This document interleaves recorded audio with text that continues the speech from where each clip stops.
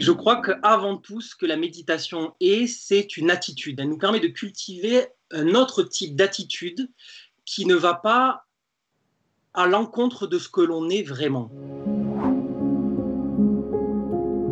La méditation est très très reconnue, il y a un phénomène assez fou, c'est que beaucoup de gens se lancent, mais très vite les gens arrêtent.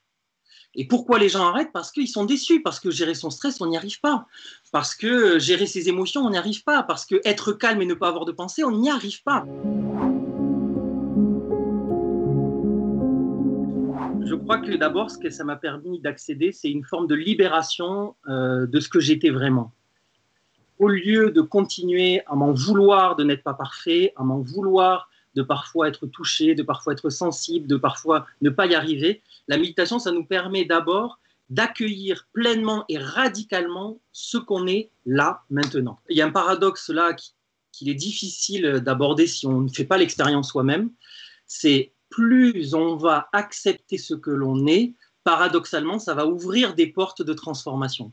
Plus on va résister et entrer en lutte contre soi-même, plus ça va nous bloquer et nous paralyser. Donc c'est vraiment ce mouvement qui libère en fait. Et c'est une libération que ça m'a apporté, vraiment une libération sur plein de plans.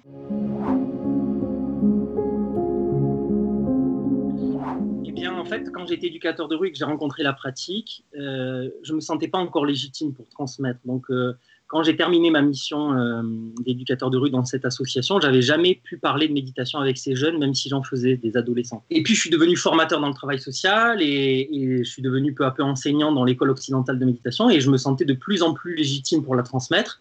Et j'ai commencé à créer des petits modules pour les éducateurs dans les écoles d'éducateurs et j'ai vu que ça les aidait énormément. Et c'est là que j'ai eu un appel des ados parce que au fond, quand je regardais comme pratique méditative, bon, on parlait aux adultes, la méditation pour les adultes, bien sûr, pour les enfants, il y a beaucoup de choses qui se font à l'école maternelle, pas à l'école maternelle, mais à l'école primaire. Mais les ados, personne n'avait envie d'aller les voir, ou peu.